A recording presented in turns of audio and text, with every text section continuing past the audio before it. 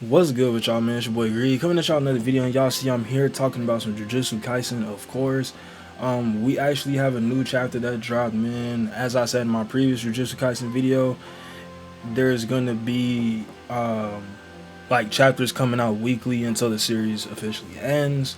So just be expecting a new chapter review, or not even a review, but a chapter discussion, whatever you like to call it, every week from me. This week I'm dropping it today on Tuesday because yesterday, was a holiday. I think it was, what was it, Labor Day, I think. Um I was busy the whole weekend. I was off work, so I was busy the whole weekend. But I'm back today, y'all. Like I said, we here talking about some Jujutsu Kaisen. It's chapter 268, and there's definitely a few things, as always, that I want to go over and talk about with you guys.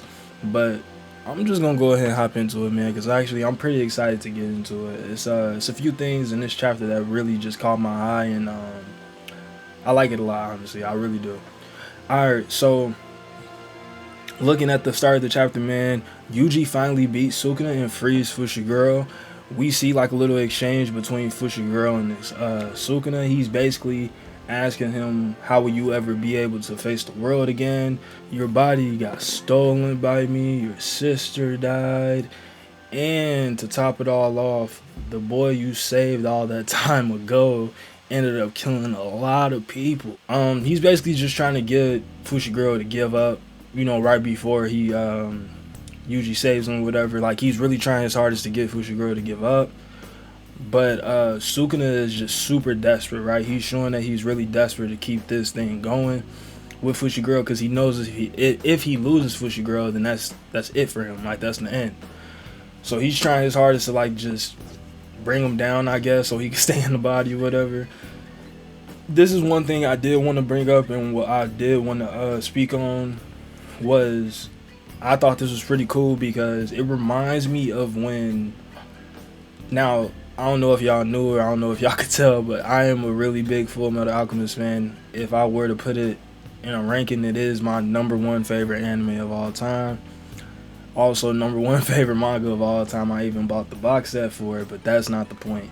The point of the matter I'm trying to make is this ending, or the way how Sukuna went out, reminds me a lot of like Father / Pride, right? Like, he stayed evil to the end. To my knowledge, he never really folded. From what I can remember about that series, I don't think Father or Pride really ever folded. They kind of like stayed true to like their like evil intentions till the end. Let me think.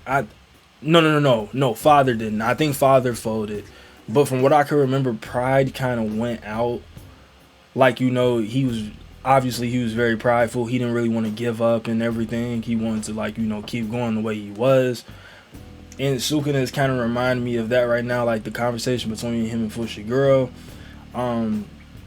Fushiguro actually tells him that if 19 fingers disappeared, the last one probably can't carry on your soul. So he knows for a fact, like, hey, this is probably it. This is the end for me. That's why he's trying his hardest to convince Fushiguro. Fushiguro also says, but I'm relieved to see that even you fear death. Now, I don't think Sukuna is really folding. Like I said, I think it's more so he's just like Fushiguro said, he fears death. Like, who doesn't, And that was like definitely a thing in Full Metal Alchemist, especially with the villains. They really tried to play it off like they didn't fear death and all of that, and like they weren't really scared. But then in the end, you see, like, the villains in Full Metal Alchemist, they very much were so scared. Like, they really were scared of death, just like anybody else. And that was the whole point.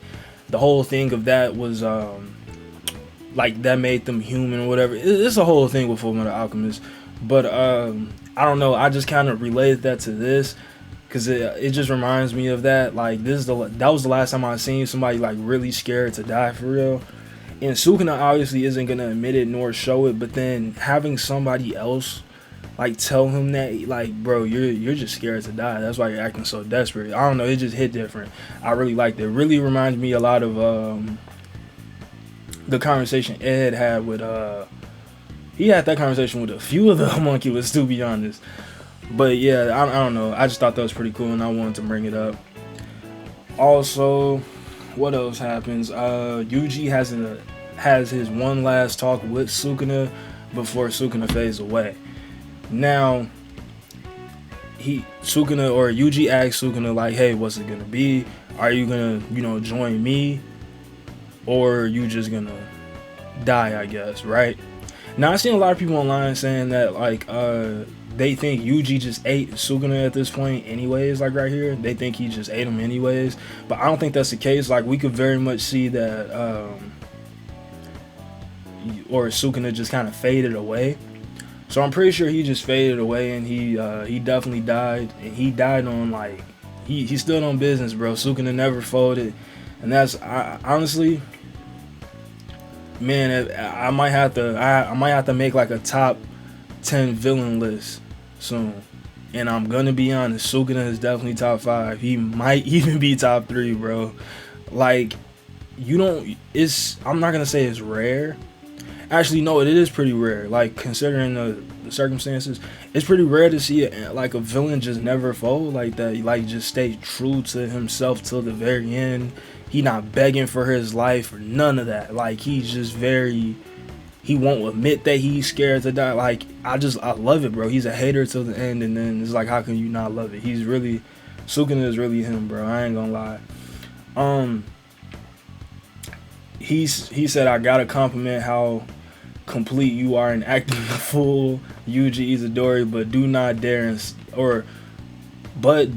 dare to insult me, for I am a curse." Like that was the last thing he said to Yuji, and after that, the page goes to the whole different thing. Man, it's crazy, bro. We've been on a really long journey with Sukuna, and it's just wild to see like it's finally over, bro. Like I don't want to say finally over like that, because man, this has been a great ride. Personally, in my opinion, I actually like this chapter a lot for a few more things that happened in it that I'm gonna mention, but it's crazy to see, man. Like I said, nonetheless, Sukuna was a great villain, and he will forever be remembered. Like no bullshit, bro. He was really cool. I liked Sukuna a lot. After that, we see the aftermath of Hikari and Urame's fight, and it looks like they were pretty much evenly matched the entire time, but it sort of implies that, like, Hikari's luck is definitely what carried him throughout the whole thing. I can see like Urame kind of just killing him, but then he just kept coming back over and over again. I pretty much had a feeling it was gonna be like that, I'm not gonna lie, but it does suck that Akutami didn't like show us even a tiny bit of this fight. But I get it, he was basically just trying to get it over with, like the whole Sukuna fight, so he was really just trying to get it over with the best way he could. Maybe the anime might expand on this a bit more, then we might see like Hikari and Urame fight a bit more. So we just gotta wait and see, man. We just gotta wait and see. But Urame does tell Hikari that if Sukuna lost, it's because he was a fully fleshed curse. It's not because you guys were strong. You merely got luck. Being born 1,000 years later saves your lives. That's funny as hell, bro. So that just means like 1,000 years ago, Urame said, y'all wouldn't have did this 1,000 years ago. So that's crazy. Because then this is also implying that 1,000 years ago, when Sukuna wasn't a curse, like when he was like actually alive, he might have been even stronger. I don't know if that's what Urame is implying. Maybe I'm reading that like wrong, but that's kind of what I'm getting from it, y'all. He's basically saying like, hey, the only reason why y'all lived is because he's a curse. Like if this was 1,000 years ago and he was actually alive, I guess still a human with all that power, it would have been crazier.